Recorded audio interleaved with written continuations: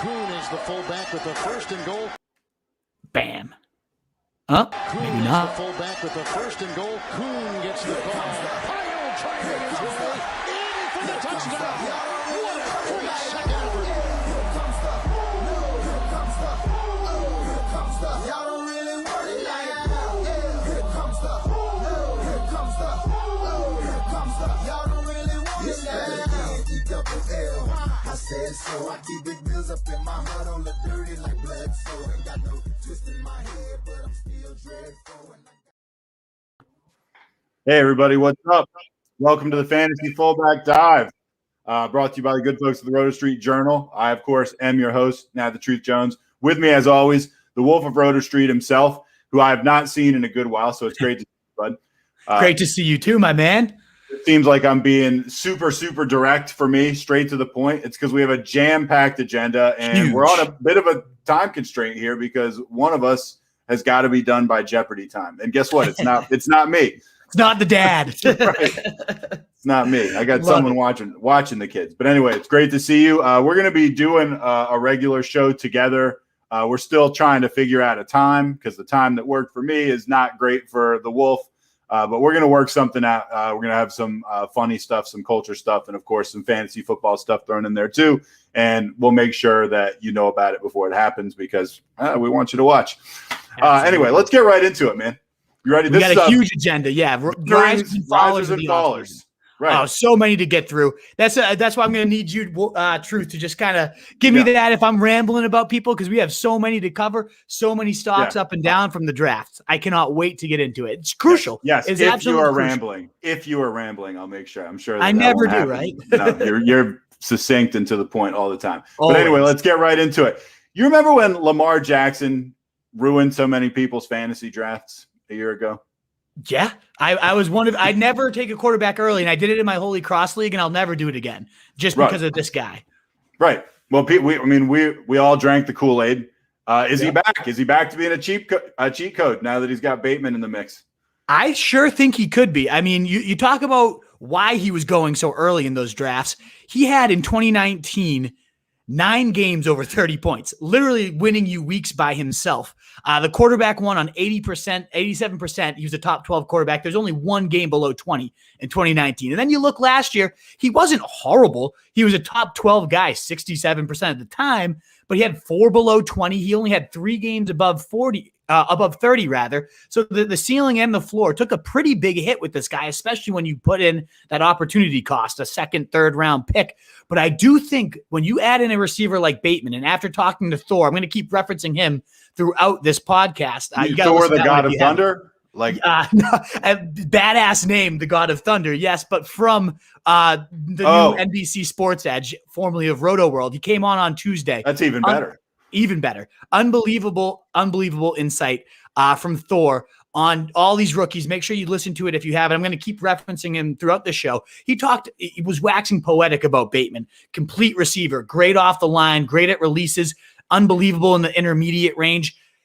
Essentially a weapon that Lamar Jackson has not had in his entire tenure. And this is a guy who is raw, who came in raw, still is raw, and they never gave him that true security blanket style guy. That's what Bateman can do. And I think he's going to elevate this entire offense to a whole new level we haven't seen under L. Jax. And that's kind of crazy considering they averaged nearly 32 points a game just a season ago. They still were 9th in scoring last year, but I think we see them get back to those heights of the 2019 season. And with that being the case, I think Lamar Jackson's ceiling also goes up, and you're not going to have to pay that second round, third round price. It's going right around 4 or 5. So you could get that ceiling right back and ultimately maybe even higher with this type of weapon there. I love it. The only concern is maybe he runs a little less with an elite receiver there, but still love this move for Lamar Jackson. I think it's going to be huge for the entire offense. All right, we're going to move right on, but I want to ask just real quick before we do, what's the highest you're drafting this guy?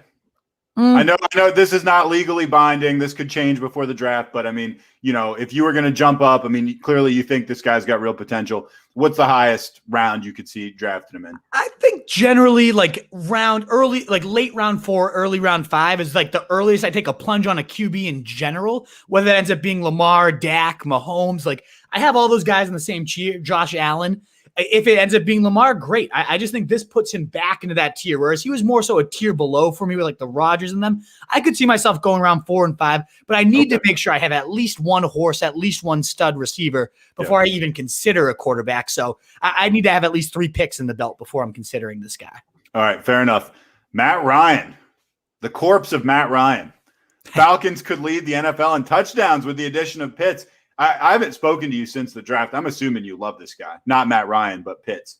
Love Kyle Pitts. And again, Thor yesterday talking about how this guy should be the rookie 101 in your drafts, ahead of Najee Harris, ahead of Jamar Chase, because of the huge edge he's going to bring at tight end. Travis Kelce style edge, even a bigger freak athlete, like 10 times the athlete. He called him 95% of Calvin Johnson at tight end. Now you mix that in with Julio, Calvin Ridley. You don't need me to spell out how insane this weapons cabinet is going to be. And this is Matt Ryan. I mean, yeah, it's unsexy. Nobody's like, oh, I can't wait to draft Matt Ryan, especially in the age of Konami code quarterbacks. You want that rushing upside. I get it. It makes perfect sense. Like, of course. But you got to recognize Matt Ryan's been top 12 in 9 of his last 11 seasons. It's a very high floor.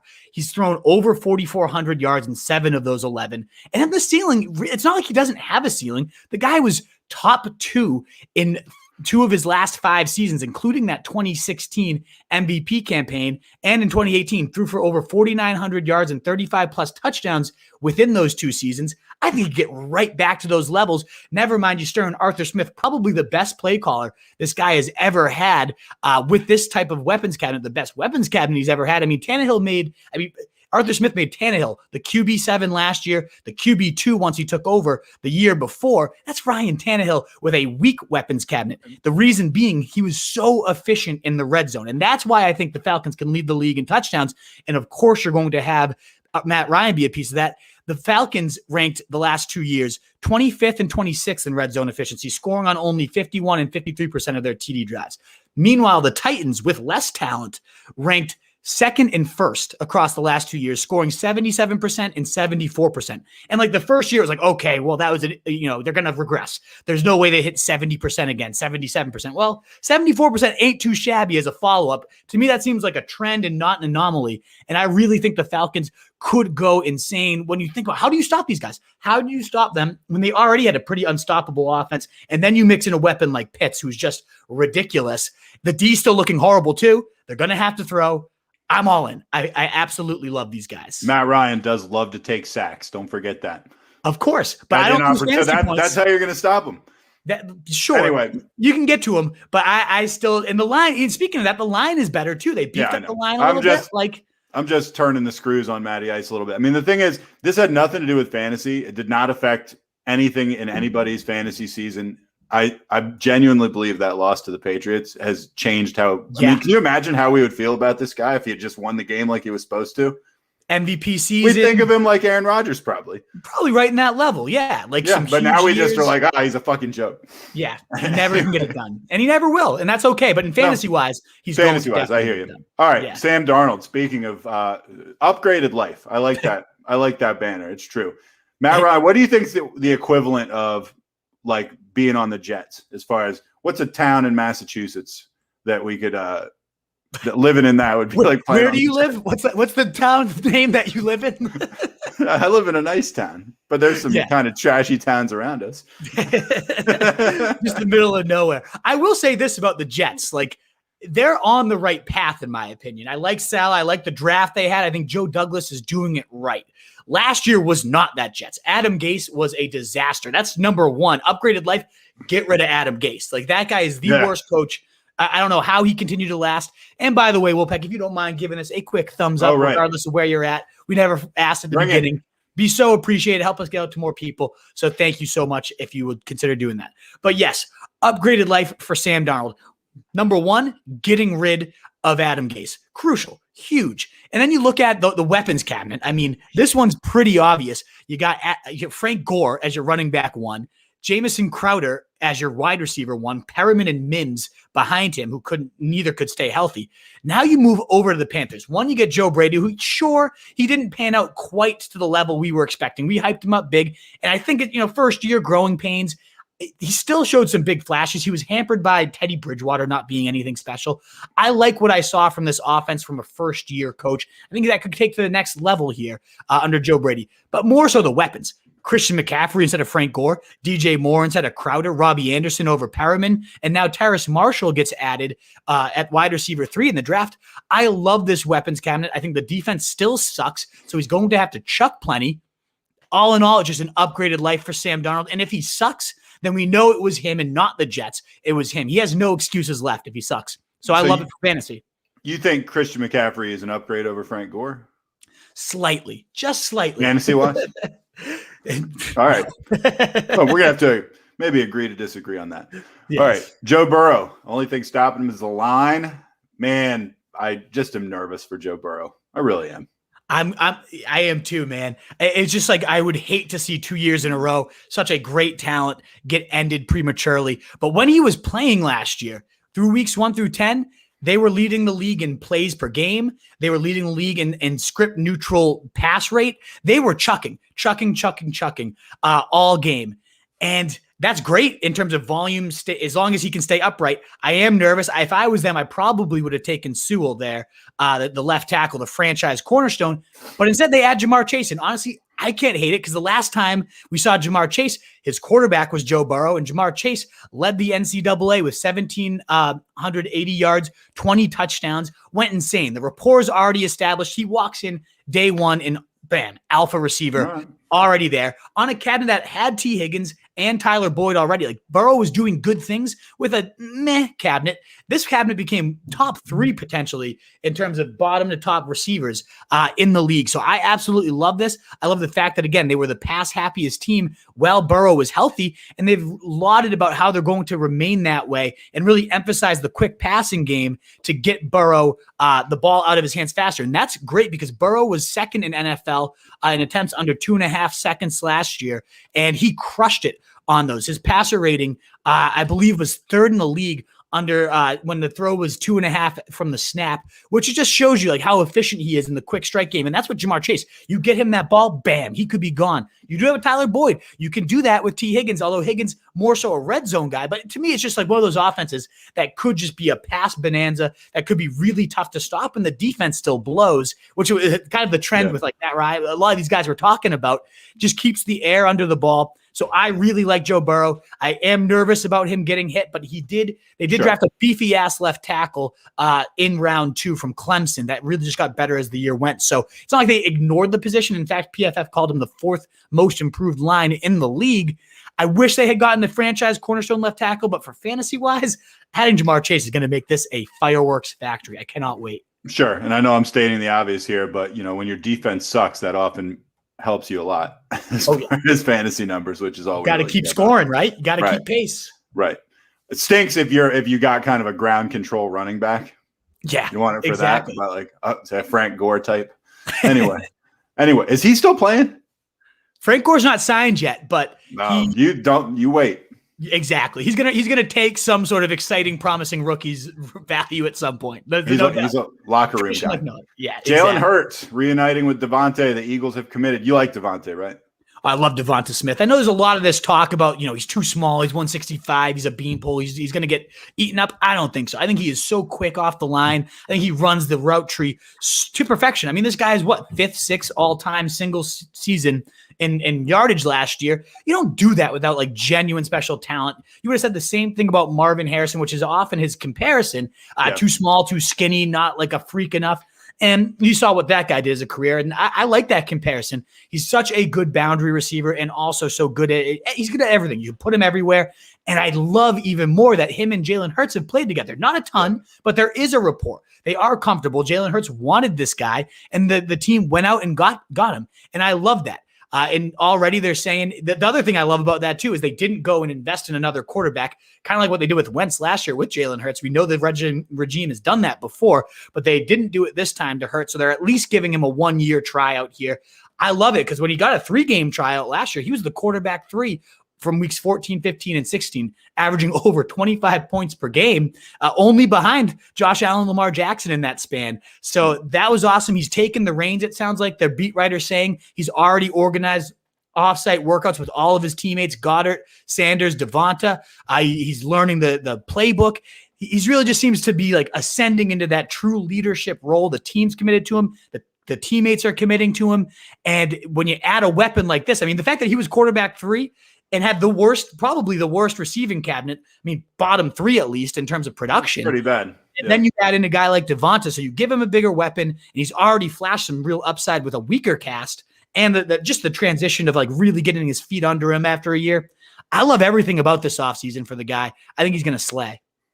All right. Well, speaking of Alabama receivers that have been reunited with someone from their past, let's talk about Tua reuniting with Waddle. And, much like the Eagles are committing, the Dolphins are committing as well. And you got to like that. I mean, I don't know. Are you a Tua believer, first of all? I think the jury's still out. I'm not against Tua by any means. This is how I'll put it: is I'm not judging him on last year. He came in midseason. He had Ryan Fitzmagic breathing down his neck. He wasn't fully healthy, and he had a bunch of receivers that just don't fit his game that well. Like Devonta Parker being his number 1. Sure, he's great at contested catches, a big body.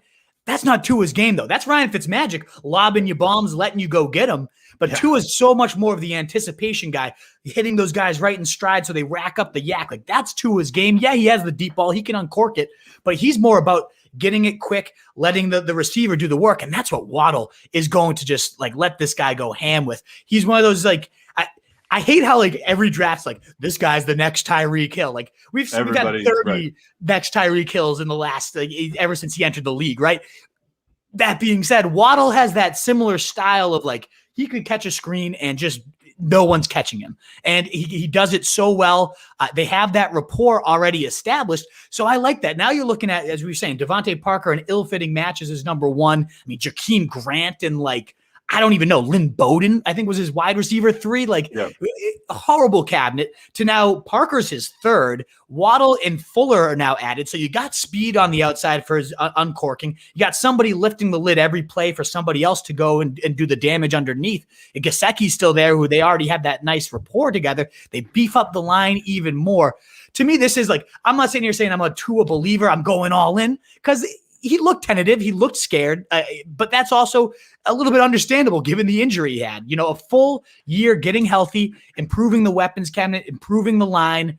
I'm ready to take that shot, like, because the price is what, QB 25 or so. Like, why not? Why not take a late round stab at the guy? Because he is mobile. He could add some leg points.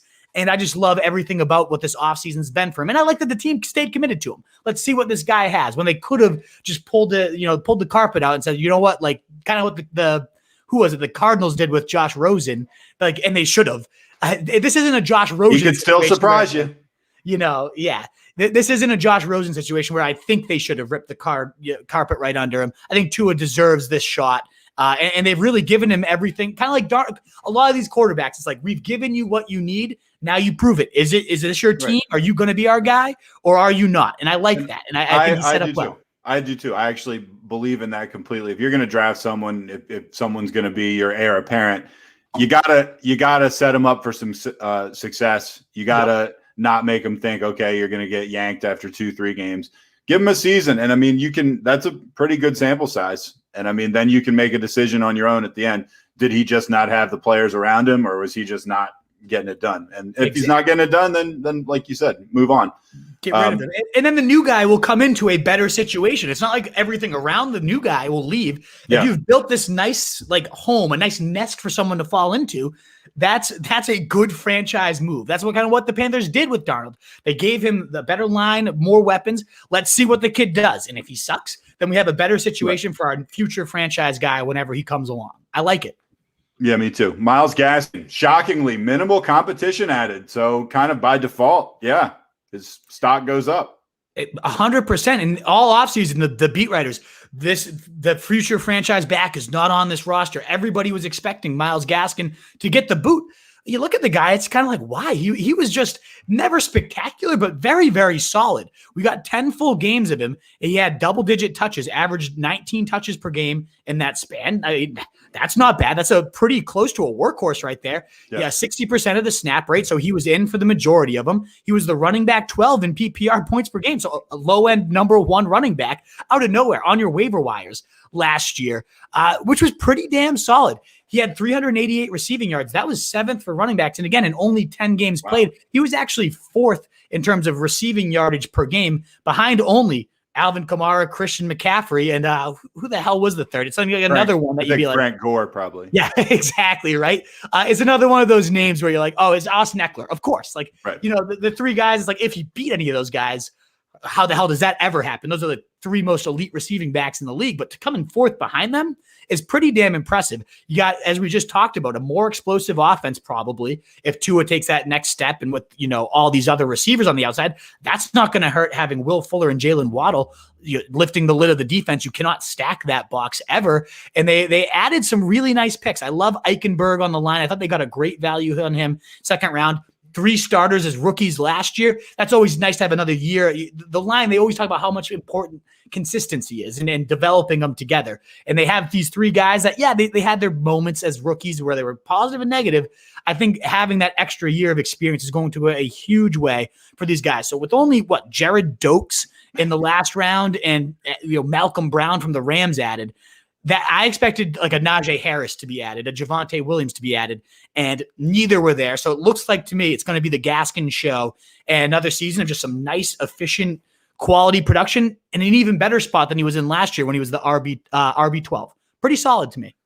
Not bad. All right, let's talk about Mike Davis. This is a guy whose value fluctuated quite a bit last year, I guess you could say. I mean, really exceeded expectations, and then, understandably just kind of disappeared when his job disappeared. Yeah. So, I mean, C-Mac light, obviously that was last year. Henry light? Yeah. Could he be, Arthur Smith's next Derrick Henry? Very light Derrick Henry. There is no Derrick Henry. I mean, he is a steamroller. We literally much lighter.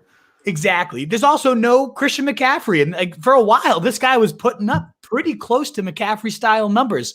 He did fizzle out a little bit. He kind of burnt out. The tread on his tires seemed to burn out a little bit, which has me somewhat nervous. But, man, if he takes off, I would not be surprised at all, because I said Henry light.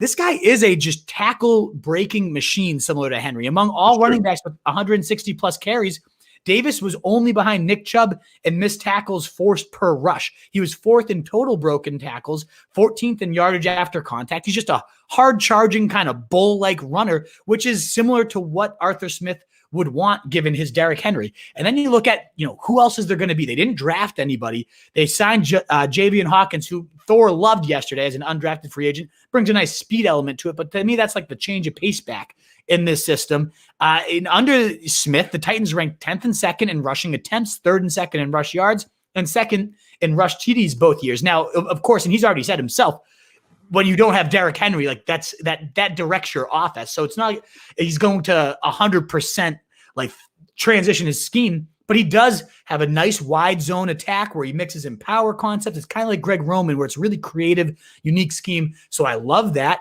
We already talked about how I think the Falcons could lead the league in touchdowns with that efficiency spike under Arthur Smith. When we were talking about Matt Ryan, you got to imagine at least 10 of those could go to Davis. And I just think in general, they've already talked about how they love his pass catching ability. I think there's a very, very real, like 270 to 300 touch floor here, with he gets to 1,100 or so yards, 10 plus scores. And right now he's still falling to like round 5 or 6. To me, he's maybe the single biggest winner of the entire offseason. Remember, we were talking about like free agency winners and followers, and he was under the question mark. Like, there's no way they keep Mike Davis as their future guy, right? Well, they did. Well, why not? Kind of, Exactly. And so here we go. A feature back in an offense that I think could lead the league in touchdowns. Sign me up all day. All right, Joe Mixon. We already talked Bengals a little bit because we talked about Burrow and the offensive line, potentially being a problem. Obviously, that could extend to Mixon as well. And we also talked about how if you fall behind in games, that can really benefit a quarterback that's going to air it out, and it might not always benefit, a 3-down back, something like that. But with Joe Mixon, we got no Gio Bernard. I don't know how long it's been. How long was Gio's stint in Cincinnati? Seemed like it was like a decade. Well, he this offseason is the only time he's been kicked. He's now with the Bucs this year. Tom Brady over there in Tampa. So this is our first time without him on the Bengals, Mr. Mustache. Right. So Gio's got a Super Bowl ring in his future, probably. Yeah. No Gio, no Rooks, unstoppable offense. Joe Mixon, you like what's going on with him? I mean, is that It's so tricky because Mixon's boned us 2 years in a row now. Oh, he's boned us. He really has. And we've seen the flashes in both seasons. We see, the 40-point week winners, and then we see just a lot of inconsistency throughout it. And so that has me a little bit nervous, right? Are we going to get another one of those seasons where Mixon's pissing us off? But I don't see how it can't be just an absolute workhorse feeding with Gio Bernard now gone.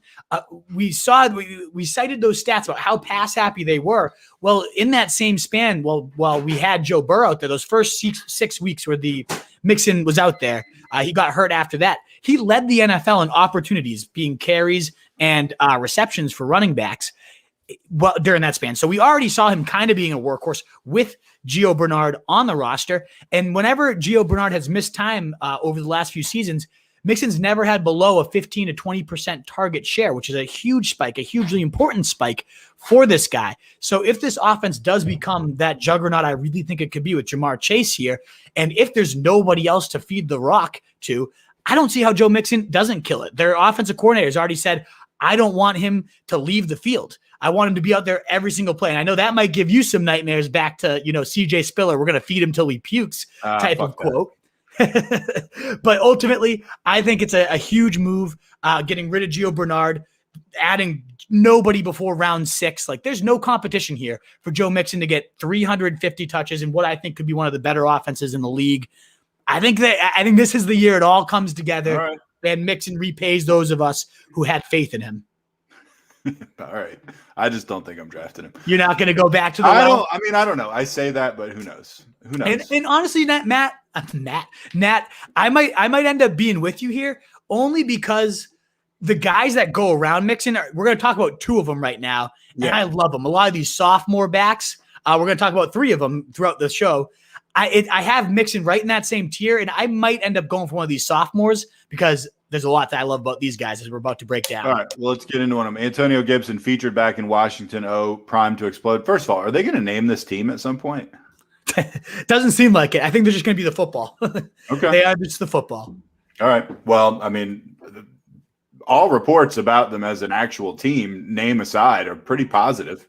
Yeah. Absolutely. Everything is looking up. I think, as we talked about in our last show a couple months ago, Ryan Fitzmagic landing there is going to turn that entire offense around. I think you think about how decent they were already, given the defense is very formidable. And, Alex Smith kind of managed his way to a decent enough record to get in. I think that flips with Ryan Fitzmagic, elevating everything and making this offense dangerous. They certainly have the weapons between Terry McLaurin, Gibson, who we're about to talk about. Logan Thomas was a beast. They add Diami Brown in the draft. There is certainly some weaponry, and Curtis Samuel added this offseason. They are going to take a big step as an offense, and I think that is humongous for Antonio Gibson because he was one of the most game script dependent guys last year. In the wins and games they won, he averaged over 20 fantasy points per game, 20 and a half.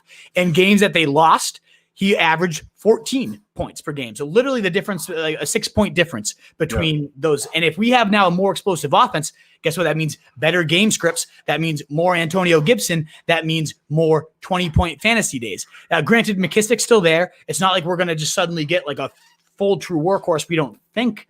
But there's also Ron Rivera did have Christian McCaffrey as a rookie, kind of eased him in a bit, and then unloaded him as a sophomore. Yeah. Don't be shocked because Gibson, again, was a converted receiver. It's not like he can't catch. He was a better pass catcher than a running back when he came out, and he proved to be an amazing running back by the end of last year. So if we get that 3-down complete horse, man, it could be a monstrous, given the better offense under Ryan Fitzmagic, the improved game flow. He already was so efficient, tied 7th in red zone touchdowns at 9 on only 29 attempts.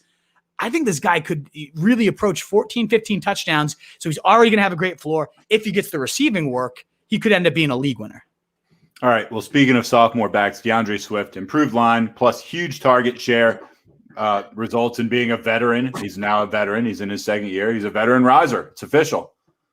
Absolutely. I love everything about him. First, you look at Sewell being added, a generational tackle who's praised for his athleticism, which is going to be huge in the screen game, which is where Swift is most dangerous. You're getting this monster just constantly steamrolling for you. One of the best run blockers, pass protectors, everything about Sewell, which I would have loved him to go to the Bengals for. Hey, fell to the Lions and they went and took him. I love it. I love that their new head coach, Dan Campbell, hired Anthony Lynn, a very run-heavy guy. They're going to be a hard-nosed team. They've already talked about biting kneecaps. I'm sure you've seen all those weird ass quotes, but that's going to be their identity, is the run game. And they didn't add anybody else other than Jamal Williams. Come on, I'm not that worried about Jamal Williams being added. They've already talked about Deuce Staley, the running back coach, how Swift is a 25 touch guy. Well, he's only had 5 career games with 12 or more carries. Really? Let's just go down those laws. Yeah, which is insulting. It's painful. I don't know why. It's kind of like A.J. Brown when we talked about. We'll talk about him a little bit. Why don't you give the rock to your best player more, especially when he produces this way? 17 touches, 3 receptions, 123 yards, 2 touchdowns. 16 touches, 97 yards. 21 touches, 150 yards, a TD. 19 touches, 82 yards, 2 TDs. 15 touches, 70 yards, a TD. That was an average of 21.22 points per game when he saw 12 carries. We're just talking about 12 carries. That's nothing crazy. Not 12 carries is all we're asking for, and he averaged over 21 points per game. That would have been the RB3 last year. Oh, and let's not forget that Detroit has vacated 243 carries from last year with Adrian Peterson and Kerryon Johnson now gone, and 360 targets from last year. Both are over 60% of that volume. So we're looking at a massive volume share and a run-heavy attack that has just historically been very kind to running backs, and a guy that when he's gotten the volume was on a pace for the running back 3 season. As long as he stays healthy, I don't see any way this guy falls outside your top 10 running backs, and he's fallen to late round 2, maybe even early round 3 at times. Love him. I absolutely love DeAndre Swift this year. This is one that I'm in full agreement with you on. I really am. Who do you prefer between him and Gibson? I have a tough time deciding between those two. I think I prefer Swift.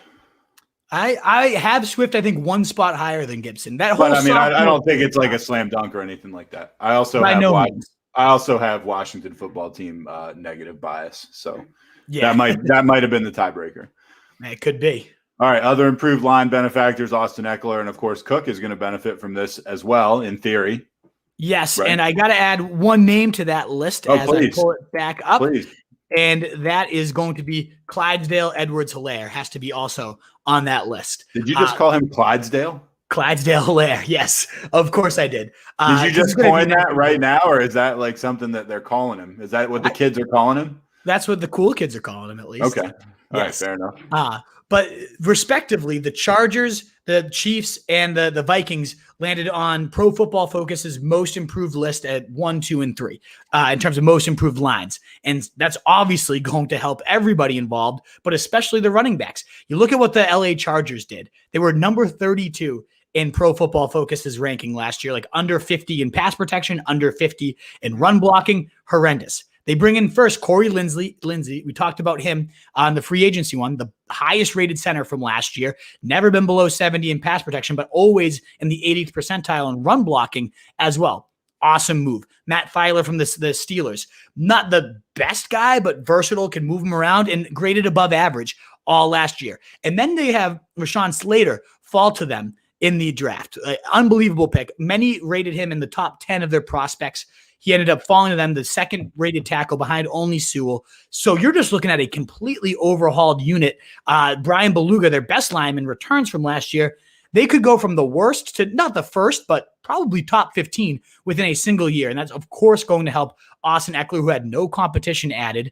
I think he's just going to be featured. They've already talked about featuring him like Alvin Kamara because their new offensive coordinator came over from the Saints, and he'd be perfect in that type of role. So I love this for Austin Ekeler. Huge, huge game. Then you look at the Chiefs.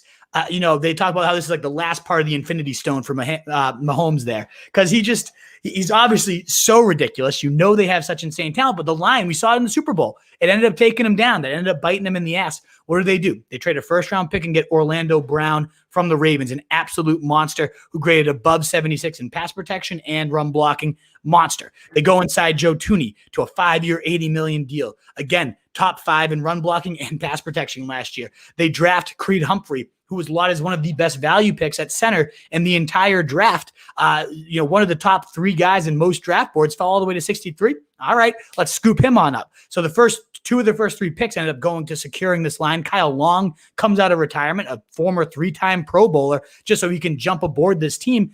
I mean, that is going to be, just like the Chargers, a completely revamped line. And for all the reasons why it should have been, why it needed to be a revamped line. And obviously Helaire, how many times did we see him getting stuffed behind the line at the goal line, like just getting destroyed? This is going to go a huge way to improving his touchdown equity. You already have, they didn't bring back Damian Williams, which could have been a true thorn in his side. Le'Veon Bell is gone.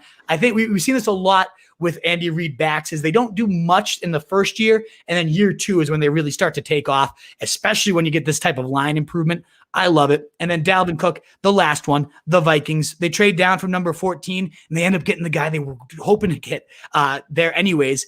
And Christian Darrisaw, a hugely athletic guy from Virginia Tech, perfect for this zone blocking scheme. The number 3 tackle somehow, again, fell all the way to 23. They also ended up using the 66 pick when they traded down to get Wyatt Davis right there, a beastly guard from Ohio State. They had 2 a first rounder and Garrett Bradbury last year on the line. So back-to-back years doing that. Ezra Cleveland was lauded as a great pick last year. Neither one was stellar as rookies, but you got to imagine year 2, full offseason, they developed too. Another one of those lines that just 2 years ago was a laughing stock is now going to be greatly improved. And we've already seen what Dalvin Cook does even behind a bad line. You give him a mediocre line. Oh, man. So I love this for Ekeler, for Cook. You were already going to love those guys anyways, but also Clyde Edwards-Helaire, if you weren't thinking he's going to bounce back, I'm buying low in all dynasty leagues. I'm going to go get this guy. I love everything about him. I think he rebounds huge. All right. We mentioned A.J. Brown a minute ago in the Tennessee offense. Gazillion targets for elite talent. I love this banner for a couple reasons. First of all, any banner with the word gazillion in it, I'm all in on. But also, gazillion targets for elite talent, and then in parentheses, and Firkser. Yeah. We don't want you to think we're calling him elite talent. We're going to put him in parentheses next to it. But the targets are there. They sure are. They sure are. 224 targets voided, the 3rd most in the league. Not quite on the Lions level. We talked about DeAndre Swift, but not too far away either. Definitely a big target void with Davis, Jonnu, and Humps gone. We talked about this on the last pod, but I was like, okay, they're probably going to add like a receiver in the first round. And, A.J. Brown's still going to see a million targets, but hey, at least, he's going to be the clear number 1 and a first round talent comes in, whatever. They didn't add a guy at wide receiver till the 4th round, some guy named Dez Fitzpatrick. Now, granted, any receiver named Dez has to be somewhat in your heart. Dez, it's Dez, come on. But a lot of draft people were saying this was a reach. Like, why did this guy get drafted where he did? They added another 6th-round guy, Racey McNabb, but very rarely do we see these 4th and later guys pan out. So, like, really, that's his competition for targets. I mean, how are you not hucking every single throw? Like, kind of like Devante Adams over there with the Packers. When you're throwing, why would you not be throwing every single look to A.J. Brown? And we cited this stat last time, but it's even more firmly in place now. He's only seen 9+ targets in 5 games. His 16-game pace when he's seen 9 or more targets was 115 receptions, 1,792 yards, and 16 touchdowns. That would have been 24 points per game. That would have been more than what Devante Adams did in a record-setting year for fantasy points last year. And that is very realistic. That would be 163 targets a game to keep that pace up. I could see this guy legitimately, like, his target total having a 2 in the front of it. It could be 200 something. And he's just going to go berserk. Round 2, this guy, if you have your horse and you can get this guy in round 2, I would not be shocked, especially if Aaron Rodgers doesn't play this year, to see A.J. Brown being the number 1 scoring receiver. How confident are you in do you like the Derrick Henry, A.J. Brown stack? I do, because it's just one of those offenses that's so condensed to, like, it's these 2 guys. It's these 2 guys, and that's it. And Firkser plus Firkser. Right, like, you want to get Firkser in the late round. Right? You can chuck him in there because he's probably going to be the number 2 target. And when he's seen 5 targets or more, he's had some pretty decent days. He had 115 in a TD in one of them. He had like 50 yards in the other, and then he kind of did jack shit. But that's what you expect from your tight end. So off the top of your head, what tight end would you say Firkser is right now? I think he's like my tight end, like 14, 15. Like, okay, so like very fringe starter. Very fringe starter. Yeah. Okay. If I go into my season with him as my starter, I want to have like I want the tight end 14 and 15. Like, right. You want another guy around his level. Right. Okay. Take a couple stabs. But yeah, I don't hate him by any means, but I love, and everybody loves it. Like, who doesn't love AJ Brown? It's going to be one of those classic ones like Godwin 2 years ago and, last year Calvin Ridley, but even more so than that. Like, everyone's going to love him. Everyone's going to want him. And whoever does take that plunge in round 2 is going to just be the one giving everyone the middle finger. Like, of course, this is obvious and we all loved him, but I got him. Thank God. All right. Allen Robinson. I got this guy dirt cheap in an auction last year, and he really did well for me. Mooney, Kmet, all rise with the addition of Fields. I would tend to agree with that assessment. I think that's not really even a hot take. But you talk about some veteran guys shooting up because of a quarterback coming in. Here you go. Absolutely. I mean, think about who Allen Robinson's played with. You had him last year, as you said, and he was good for you. Like he was a good. Oh yeah, he was good. Quality. I want to say he finished like top 8 as a fantasy receiver last year. He definitely was a top 10 guy. Definitely. That was Trubisky and Nick Foles sailing pass after pass over his head, over Mooney, over Kmet. Horrendous play. Justin Fields is going to immediately be the best quarterback Allen Robinson has played with. When that list includes Mitch Trubisky, Chase Daniel, Blake Bortles, it was previously the best probably, and Chad Henne, all below like 65 or worse in terms of their grades from PFF. Like horrendous, absolutely horrendous. And Robinson, do any of those guys have starting jobs anymore? No. Oh God, no. No, Trubisky's backing up Allen. He's like the only one in the league still, I think. Bortles actually, he's at the Packers now. Like if Rodgers doesn't come back, he might have a starting job. But oh wow, that would be really something, right? Crazy. And absolutely Foles, crazy. Let's not forget that big Super Bowl win for Nick Foles. Right. Fuck you. Still, Allen Robinson, back to the man of the hour. He's going to be a beast. Like this is the best person he's ever caught passes from, and he's been a top 12 guy with garbage thrown to him. You have to love that. And like the complaint about Justin Fields from a lot of people, which I don't think is accurate, but if it is, it's good for Allen Robinson, was that he doesn't go through his reads, that he locks onto his number one target. Well, if that's the case, then sweet. You have a pretty goddamn good number one target to just light the lamp with. Because how many times have we seen Robinson go over guys, be triple covered, make the play? He's going to be a stud. He's going to be an absolute stud. And his ADP hasn't really changed from last year to reflect the fact that he's playing with the best quarterback ever. But I really think like of all the winners, we already knew Robinson was going to beast. We already knew he was going to feast. But Darnell Mooney, this guy runs a 4.38, was just burning defenses left and right, wide open. The separation this guy gained was insane. He received the 15th most targets in the league because of it on 20-plus yard deep passes, but 70% of those were deemed uncatchable. There was a 17% completion rate on deep passes for this guy. There's montages out there of just the ducks being sailed over Mooney when he is just streaking down the field wide open. Well, enter Justin Fields, who completed nearly 60% of his passes over 20-plus yards. That was only behind Mac Jones of this class and Joe Burrow last year. So in the last 2 years, he's top 3 in deep passing accuracy. He's top 6 in the last 5 years. And 70%, he led the league with 70% of his passing yards being air yards. So not a ton of yak. It was all kind of deep strikes. This guy just delivers it. He delivers the rock deep. He delivers it short. I can't believe he fell as far as he did. He fell right into their laps. I think that's going to make a huge world of difference for a guy like Darnell Mooney, who can get deep with the best of them, but just never got the right quality of targets when he was getting there. So I love it for him. And then obviously Kmet, 6'5" guy, the number one tight end of last year. It doesn't hurt when you have an offense that's going to be maybe not living in the red zone, but certainly visiting the red zone a whole lot more under Justin Fields. Well, that's where Kmet is going to be using his beastly frame with a more pinpoint passer. It's just a huge win for everybody involved in this offense, especially the pass catchers. All right. Speaking of tight ends, TJ Hockenson, main valve for that Detroit offense. We talked about the Detroit offense in the context of Swift earlier, and we've got plus Perriman at the end here. I don't see any way Hockenson's stock doesn't go up. I thought his stock was already pretty high, to be honest. Yeah, we talked about him a couple episodes ago, and the expectation was we were like joking, like it's guaranteed they're going to add like Jamar Chase or Waddle or Smith. Like they have to at the first round, and then they didn't. And then they didn't add someone in the second round or the third round. They didn't make a receiver move in the draft until round 4. And there's a very low hit rate of round 4 receivers like doing anything more than 75 targets. I think it's like one in the last like 20 has seen more than Detroit 75. not known for their drafting acumen. No, they're not. I will say I love that they went Sewell. Like he was the best player there. They're clearly building their identity. And I don't mind it for Hockenson. That's for damn sure. Because what Sewell adds the fact that like they're not going to need to keep Hockenson in line to help in pass protection like they've had to plenty of times in the past with their crap line. They've really secured that and it made that a big focal point. I think that's going to really help him. The sense that they can just move him out wide and have him be their Darren Waller, have them be their George Kittle, their Travis Kelce. He's one of the very few guys in the league that you can say is firmly on the top of their target totem pole as a tight end. I love it. You got 360 targets up for grabs, 64%. That's 120 more than the next closest Jaguars last year. I absolutely, and then again, they added nobody. Breshad Perriman, Tyrell Williams in a 4th-round rookie.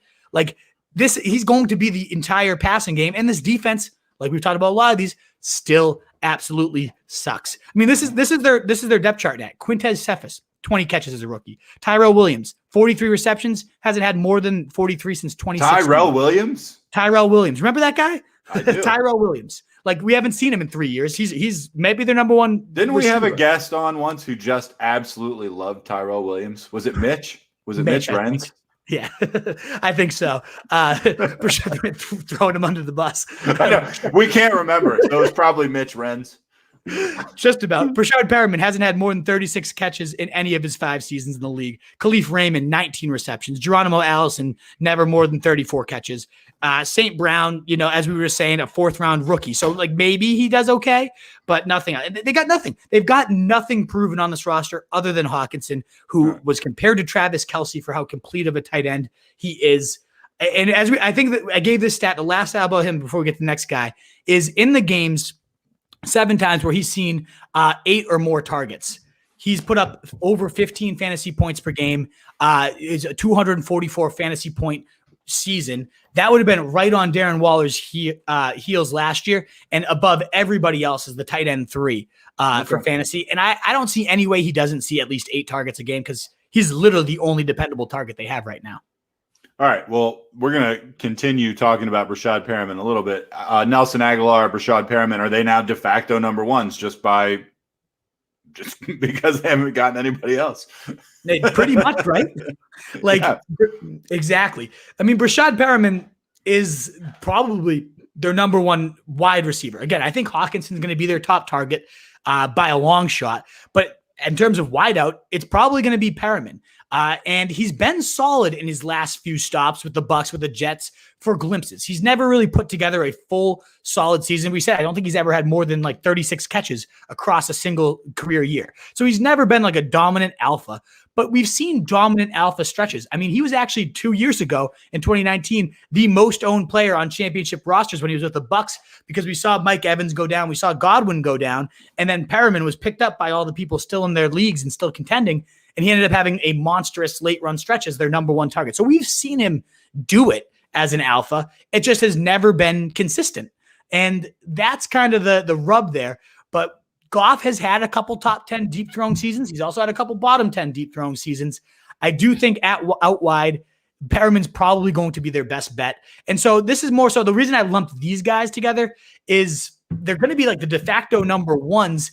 And so in best ball, like you might only get 2 or 3 great games out of them, but you're going to get a 20-something point game out of Perriman at some point. And you're going to get a 20-point-something game out of Nelson Agholor as the number one guy on the Patriots right now. He had a few monster games last year. He had his best year of his career, averaged career high 15.7 yards, depth of target, 18.7 yards per catch, was insane. Like he was going deep with the best of them. And Cam Newton, for all his faults, was actually pretty solid at going deep last year, completing almost 53% of his throws, 15 or more yards. And that was, 5th among quarterbacks. So as bad as Cam was, he was actually decent. Yeah. You think about all the horrible throws we saw from Cam. Most of them I'm thinking about him right now.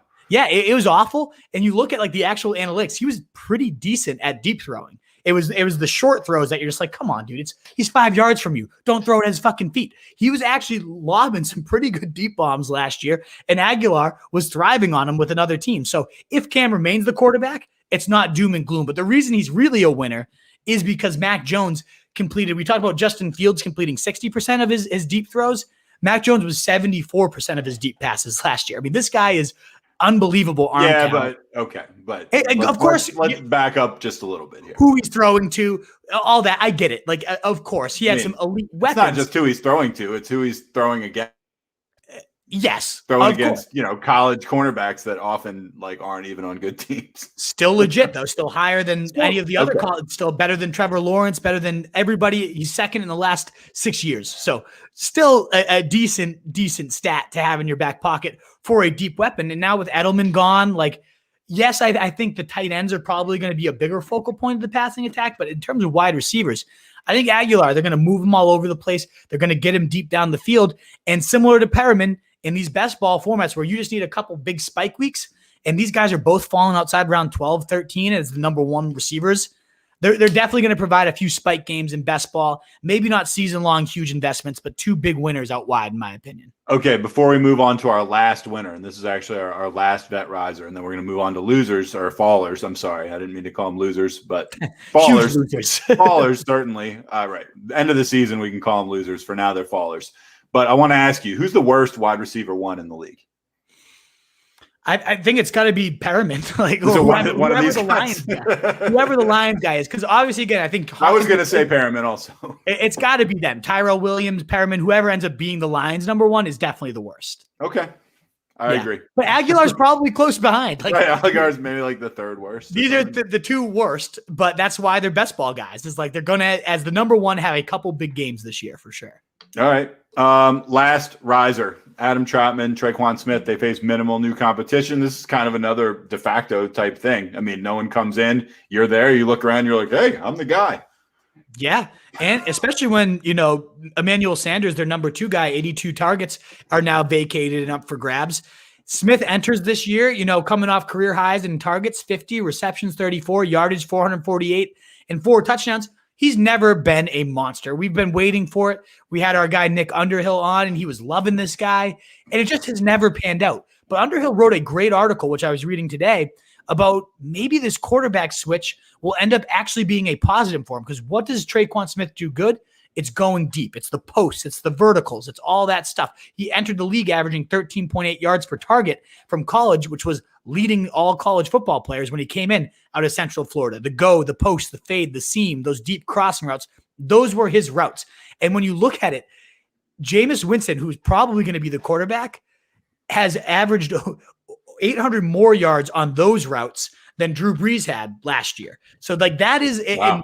One of the touchdowns was one of Jameis Winston's only throws last year, deep fade to Treyquan Smith. That was one of Smith's only touchdowns. When Taysom Hill took over, and Taysom Hill, we know is not the passer like Drew Brees. He does have a bigger arm, and he sits in the pocket and lets it go after it. During Hill's 4 starts, when Treyquan Smith was at 11 yards per game, he ended up jumping to 16 yards per reception with Taysom Hill there. So, a worse quarterback in all theory ended up being a better fit for Treyquan Smith and what he does. And again, he goes deep. And with nobody else added, and Emmanuel Sanders removed, to me, it seems like he's the clear-cut number 2 of this offense with a quarterback that's actually going to benefit him rather than hurt him with Drew Brees leaving. So I love that for him. And then Adam Trautman, you got Jared Cook gone, and they added a couple tight ends, but they were both blocking tight ends. And the coach came out and said we did that so we could free Trautman up and move him around. And we've seen how creative they have been with tight ends since Jimmy Graham, since Jared Cook, second in touchdowns the last couple of years there. They love using their tight ends, especially in the red zone. I think this is going to be the Trautman show. We've always seen rookies tend to, at the tight end position, just for whatever reason, evolve a lot slower than other positions. It typically takes till at least their sophomore year for a breakout. So the fact that he didn't do much last year doesn't have me overly worried. They had this guy as their top tight end coming in. He's 6'5", 255 at 95th percentile in agility, 82nd percentile in catch radius, which you're going to need with these quarterbacks just chucking up prayers. I really like Trautman, and you also had the highest run blocking grade of tight ends last year, so he can kind of do it all, and I could see him taking just this big step as a kind of a nobody into a top 15, maybe even top 10 tight end next year, and an offense that has typically fed them voluminously. There's like just nobody else there behind Michael Thomas and obviously Alvin Kamara, but there has always been a clear number 3, whether that was Cook, whoever that was, that's wide up for grabs, whether that ends up being Tre'Quan, whether that ends up being Trautman. Maybe they both have good breakout seasons. I think they actually benefit from a quarterback that's willing to sling that thing. All right. The Wolf has told me people don't want to hear about the fallers. So we're going to rattle through these like real time. We're gonna go through these quickly. We'll see. Does he have that in him? I don't know. We'll see what happens. Let's start with there's 2 I have to like take my time on because it is genuinely important. They're guys that I had in my top like 30 that are now outside my top 70. Like some of them were even in my top 15, and now they're outside my top 70. So you manage this the way you want to manage it. Just remember that Jeopardy is a thing, and you're in a relationship. All right. Do my best to preserve. As of now, right this second, you're in a relationship. 735, 740, maybe not. That could change things. All right. James Robinson, single biggest loser of the offseason. That's a nice punchy banner. I love it. Yeah, and it's true. You got to pour one out. Take a big swing for our fallen hero here. Single best waiver pickup of last year, late round selection if you're a late drafter. 6th in running back opportunities, 7th in fantasy points, 5th in rushing, all from being undrafted in real life and fantasy. Just a true heroic, like folklore tale of a hero. And what's his reward? What's his repayment? Urban Meyer trades back into the first round and takes a running back to slap him right in the face with. Awful. It just sucks. And he's already said, I hate Urban Meyer, by the way. I hate him. I think it's going to be a disaster. I think he's such a dipshit. I think he is a complete dipshit. Such like a disingenuous asshole. Yep. I think it's going to be a dumpster fire. It's going to be like Chip Kelly. And Chip Kelly at least had one good year. I don't think we're even going to get a good year out of Urban Meyer. The more and more he does, like signing Tim Tebow, all this shit, the less and less I believe in anything good coming. Was anybody like on that move? I know we're talking about James Robinson, but do you know anybody that was like, oh yeah, that's a great move? Great move. Yeah. Bringing this guy back who hasn't been here in 6 years to play a position he's never played. I know one guy who thinks it's a good move, and he's like borderline insane, like in other areas of his life. Yeah. So anyway, that's probably the only reason then. Yes. Right. Urban Meyer's already come out and said, I see this James Robinson, Carlos Hyde as the early 1-2 punch. ETN as a third down back. So a 3-headed nightmare, which great. Honestly, I don't think it's even going to be a 3-headed nightmare. I think eventually ETN takes over. That's the guy. You don't have an undrafted free agent from an old regime, then have the new regime spend a first-round pick on a running back and then feel good about this undrafted free agent that they have no stock in. Like, as good as he was, as much as I just think James Robinson deserves to be their feature guy, they clearly don't view it that way. And I don't care what I think. I care what they think. And that's what's going to dictate the volume here. Right.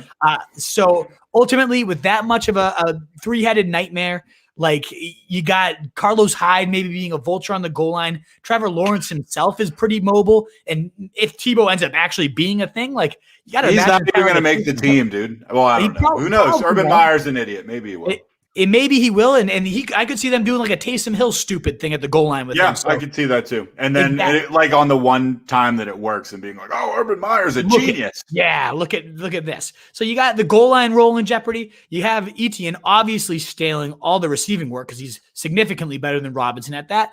And you have Etienne being a threat to just be a bell cow and just take over this backfield completely. So ultimately to me, I just think this is a 3-headed nightmare, and James Robinson's on the wrong side of all of it. So I want nothing to do with him. And it sucks because, like I said, he was top 20 on my big board coming into the draft. Yeah, he's now like bottom 80. Like, what's the point of having him at this point? There's none. I hope he gets traded for dynasty leaguers because in Jacksonville, I don't see James Robinson having any value until he's somewhere else. I agree 100% with all of your takes on that. Yeah. Melvin Gordon, not far behind with Devante on his heels. Absolutely. And talking to Thor on Tuesday, I go, okay, so what's Devante mean for Melvin Gordon? He goes, Melvin Gordon better get in touch with his real estate agent because he's going to be looking for a new job soon. Right. Devante is that good. He was Thor's #1 ranked running back ahead of Najee Harris. because of how one tackle churning machine, the most ever in Pro Football Focus, broken tackles in terms of rush rate. Insane what this guy did. The Denver Broncos have already come out and said, this guy's a 3-down back. We think he's special. We couldn't pass on him. He's really good on first and second downs. He can pass protect. He can catch the ball. He's a gift player. We call them gift players because they're gifts. They're exceptional off the field, on the field. We needed this guy. And so they trade up. They didn't just let him fall. It wasn't like, oh, he's there and this guy we love. They traded up. They made sure to go get him. Pat Shurmur has been a bell cow breeder in the past. Yeah, there's talking, oh, no, Melvin Gordon's the leader, and we love Mike Boone, and we're going to keep all of them involved because they all bring different things. You don't trade up for this guy, Devante, who is really, really good, who is better than Melvin Gordon. This is your guy. You don't go up and get him and then let him rot in a 3-headed committee. Maybe that's how they start the year, but even if that's the best case for Melvin Gordon's a 3-headed committee, like eventually he's going to be usurped and Javonte is going to be the 3-down back, no doubt about it. At best case, you're getting 3 guys eating at his heels. And I was looking at Gordon as one of the biggest winners of the offseason when Lindsey was gone, when the offense was getting better. And to me, now he is behind James Robinson as the second biggest loser. It's not really even close. I think he's going to be, and I think this is the last year of his contract too. So it's going to be one of those things where let's get our rookie, let's get our future going and screw Melvin Gordon. I want nothing to do with this guy. No matter how good I think he might be himself, no matter how decent he was last year for us, not this year. Want nothing to do with him. All right, so those were your 2 guys you needed to spend a little time on. The next guys I can just rip through. All right, Cam Newton, far less draftability with uncertain leash.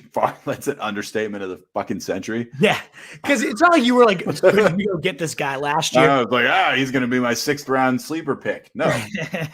Nobody was sitting no here. matter how good those deep balls he throws are, which I still contend is not true.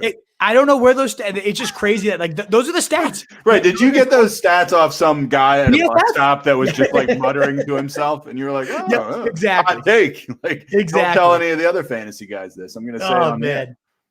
But the reason, like if Cam was the only guy, if you head into the year with Cam being the quarterback, well, ultimate Konami code. He had 12 red zone touchdowns last year. That's like the 3rd most, even including running backs. Like the guy at least had some draftability because you were getting the rushing upside. He had some monster games. Now you had a full off season to get worked in. And I was like, okay, I think Cam Stock's looking like I might be able to take a stab at this guy. But then you had in Mac Jones, who was clearly 100 times better a passer without even stepping on the NFL field at this stage of their career. Like he's going to be nipping at his heels all year. At some point, you got to imagine the wheels get turned over, the reins get turned over to Mac Jones. So now it's like, when does that happen? So maybe Cam has a handful of decent days early on in the season, maybe not. He didn't show much as a passer last year. And as soon as he starts to falter, you know he's getting the axe. Like when there's guys like Ryan Fitzmagic, and we talked about Tua earlier, just like there's just so many guys. Matt Ryan obviously was already ahead of him, but like the quarterback position is so deep.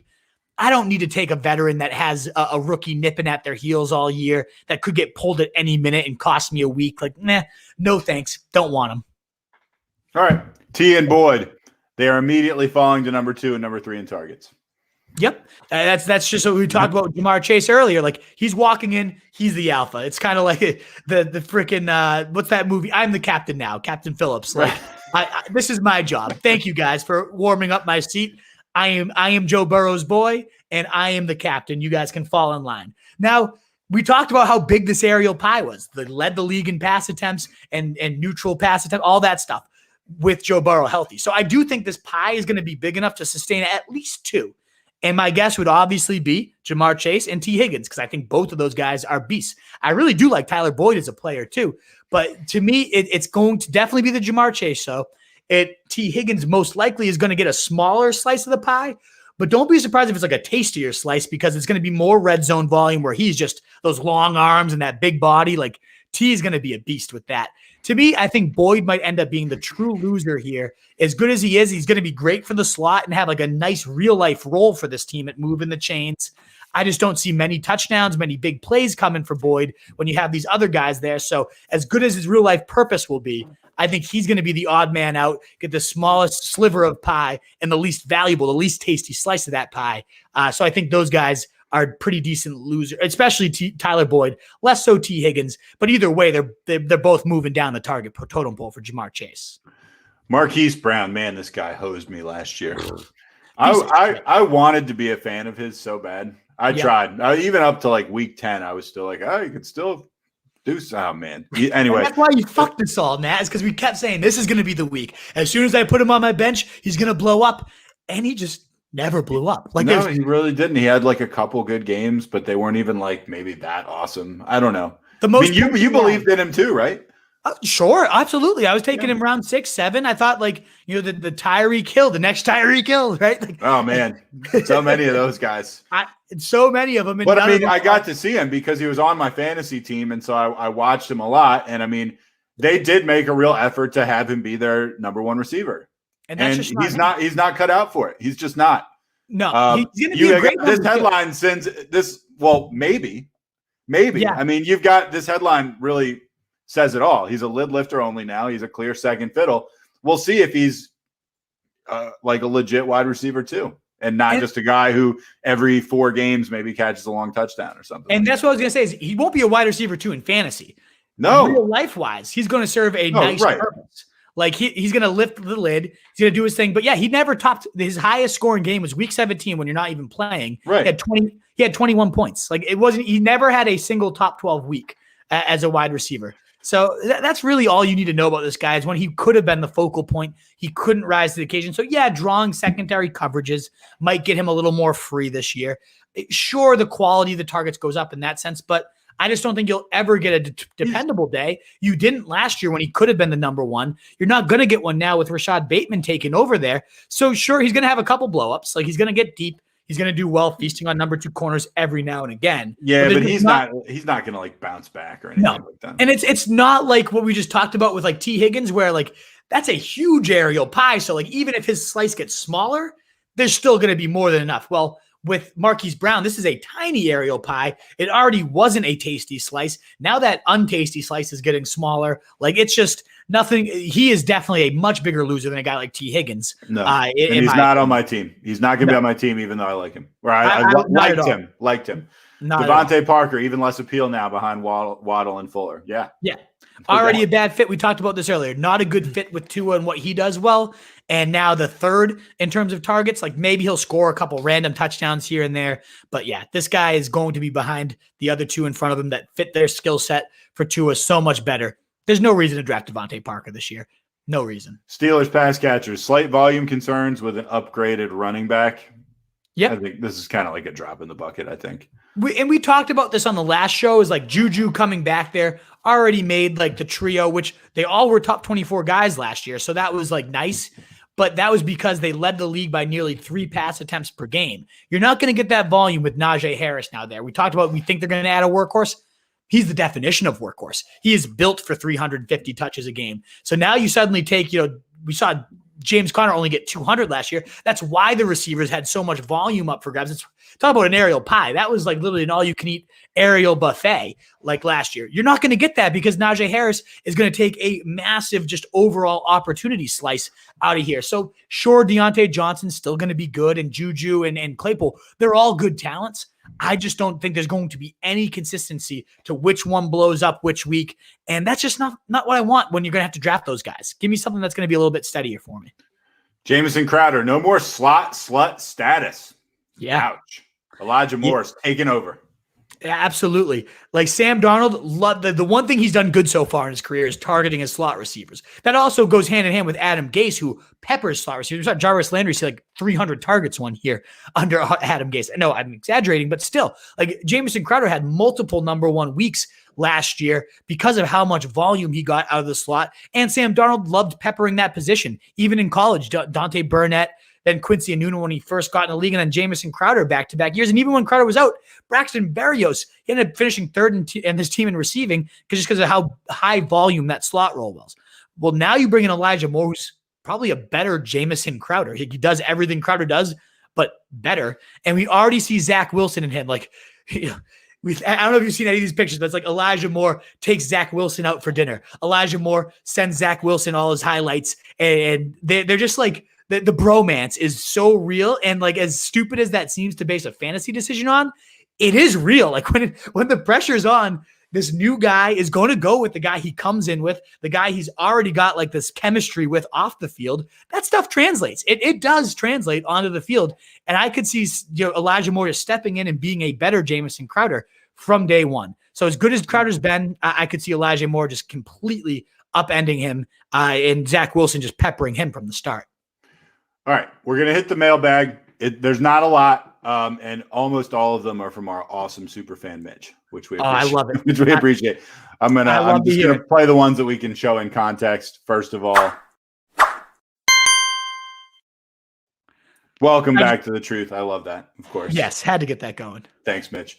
Noto11. This is one of the rare non-Mitch posts. Wolf, my man. I think one of the losers is for sure Melvin Gordon. Of course, that was early in the podcast. The Wolf agrees. He was one of the two losers, fallers that he spent a lot of time on. Huge loser. On the same page. Mitch also says he loves the Darnold call. I agreed with that completely also. He said he was in Charlotte a couple weeks ago. The area is definitely excited. Excited just in general, or excited for football? Excited for LaMelo Ball? The Darnold era. Yeah. LaMelo Ball is legit, by the way. He's awesome, and I didn't want him to be good. He's killing it. I like him more than Lonzo too. Like I like rooting for him more. He seems more. My favorite Ball brother's the one that stole those sunglasses in China though, and isn't good enough to be in the NBA. Nice. That's the one. That's my dark horse take. The one who's not as good at basketball, but he's good at stealing. Right. Well, no, he got caught. Oh, yeah, not very good. He's not good at he sucks at stealing too. Just a shitty brother. Mitch Chavez, do you guys see Pitts being a top 5 tight end? What do you think, Wolf? That's a great question, Mitch. I think one, he enters the league athletically as like maybe the number one athletic tight end. I don't think in 2021, just because we talked about tight ends don't immediately translate. He could very easily be the exception to that rule, because if he is, as Thor was saying, 95% Calvin Johnson, and you watch his tape, that's what he did.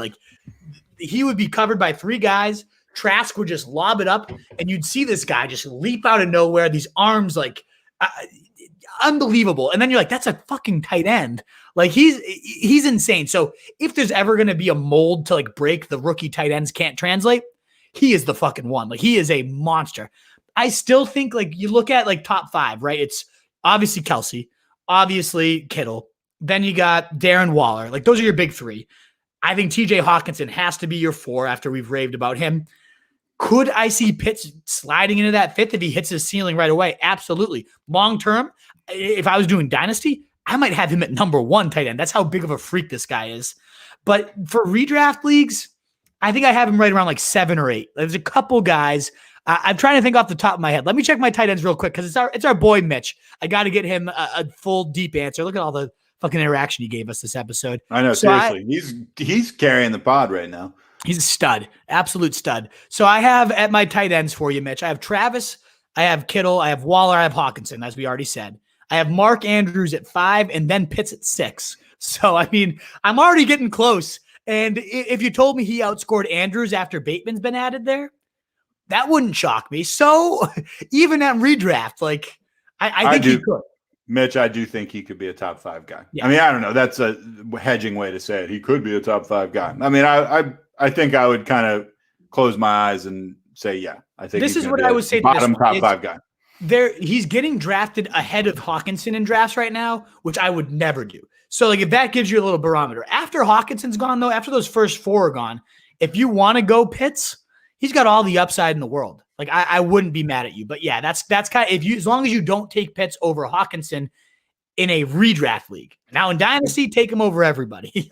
I feel like somebody in my draft is going to jump before I would though. He's one of those players. He's one Someone's of those. Someone's going to be yeah, I'm going to spend $40 on him or something like that. Exactly. Right? Exactly. All right. Mitch says, do you guys see Fields, Lawrence, and Zach Wilson performing better, quicker than Tua and other guys did last year, though, with the COVID restrictions being lifted? Do you think that's going to be a factor? I do think that helps. How can it not to have actual practices with your team and learning the playbook? Of course, that's going to help. Absolutely, Mitch. Out of them, I would say I think Fields develops the fastest.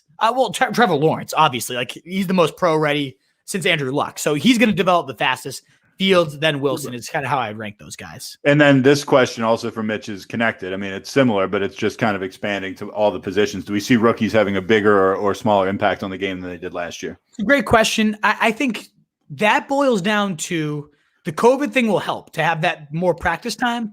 But I think this class is significantly weaker talent-wise outside of the Kyle Pittses, the Jamar Chases, the Najee Harrises. Like those three, I think are going to step in and be studs right away. I think the quarterbacks are going to step in and be very viable whenever they start.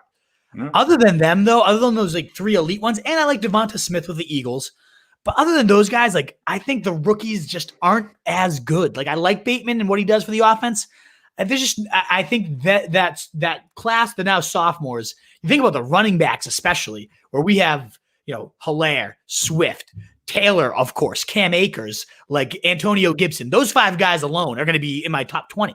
So I think that class is just a more talented group. But I do think it's going to help this rookie class to have a full offseason. All right. Mitch enjoyed the Clydesdale-Helaire comment. He also says Ekeler easily should be a top 5, if not top 3 running back, as long as he can stay healthy.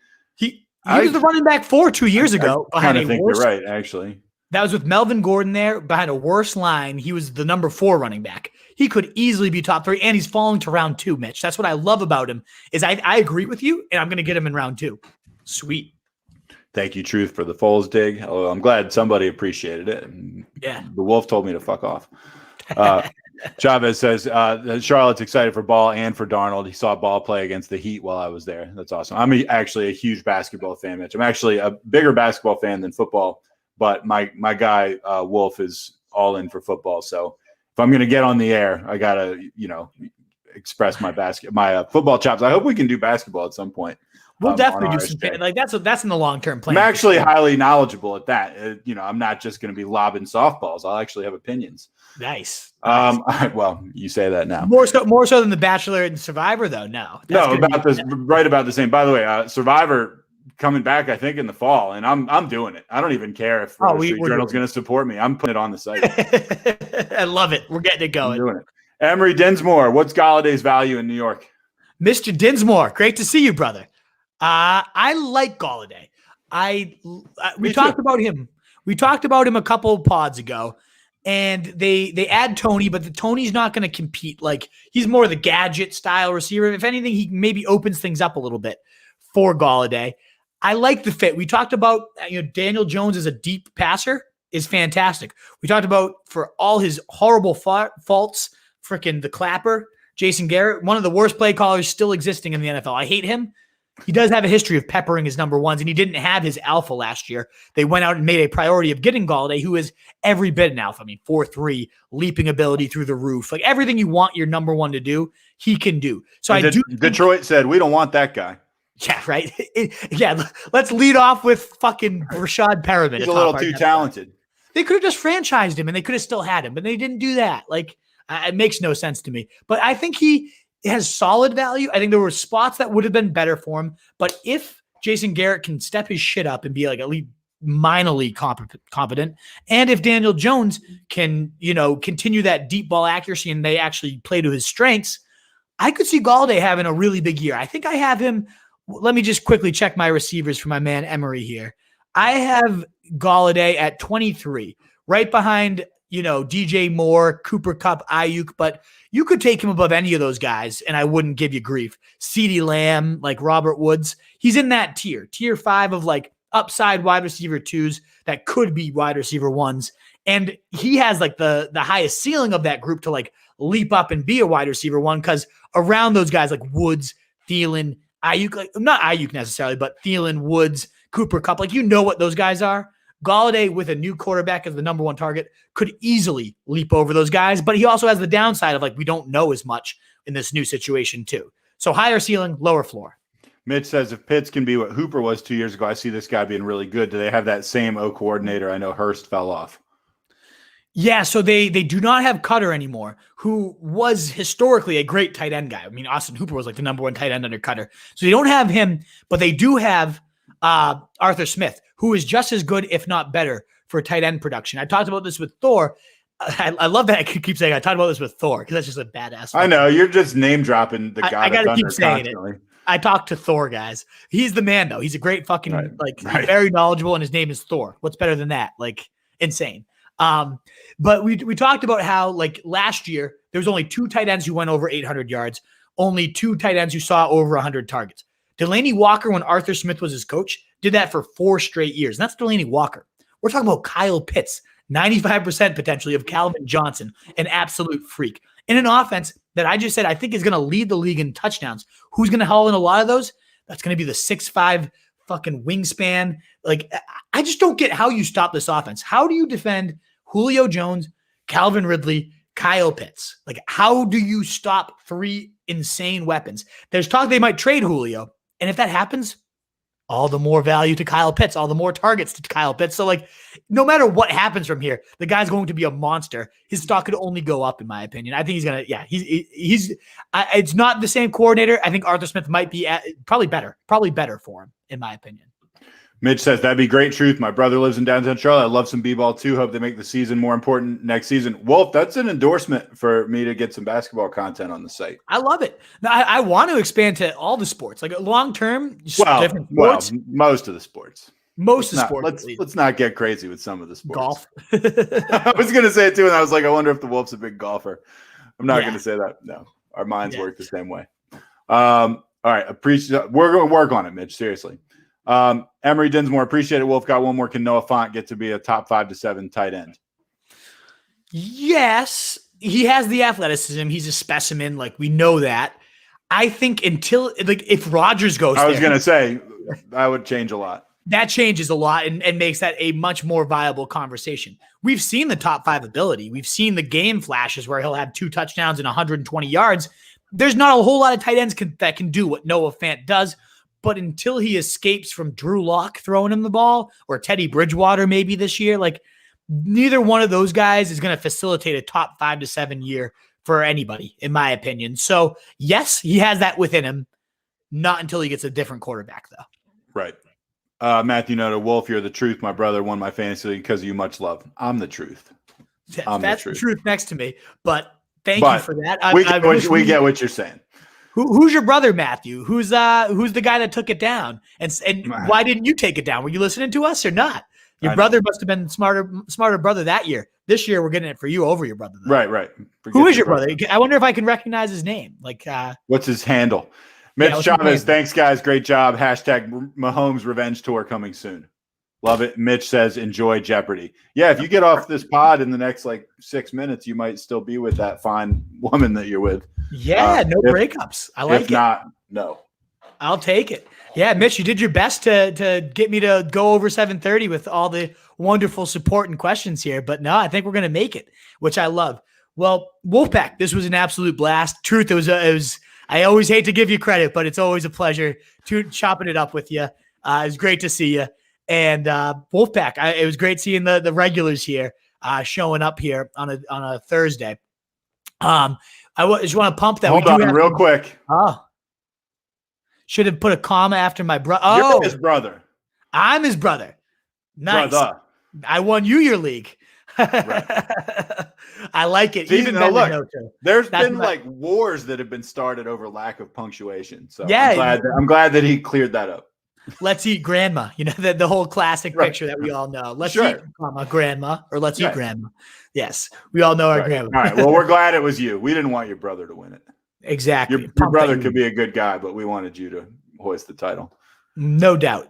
But guys, thank you so much for tuning in. We have a jam-packed schedule for May. We're getting rolling with the Wolves. We have Graham Barfield next week. We have Mike Me Up on Twitter, one of the best Dynasty minds. I don't know Dynasty very well, which is why I am thrilled to bring in a guy that everybody loves in terms of his Dyno 101 strategy. And then the week after that, we have Justin Boone and Pat Fitzmaurice, back-to-back #1 expert rankings. I was close. For a while, I was top 5. I ended up falling outside to the top 20-something. What? But yeah, I was top 10 rest of season. I remember you were doing really well for a long time. I think I was 23 or something on the year.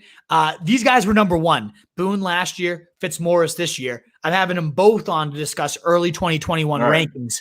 It's in the next 2 weeks. So we've got a loaded May, and it's only May. Like I said at the beginning, we're gonna do a regular pod. We're still working out the details. I actually have a lot of ideas. I've been doing some outlines, and I'm having some fun with it. So, I can't wait, Truth. I'm so excited to have the culture corner and segment transitions. All that. That's my big goal. Is by June, me and you have a sick ass every week.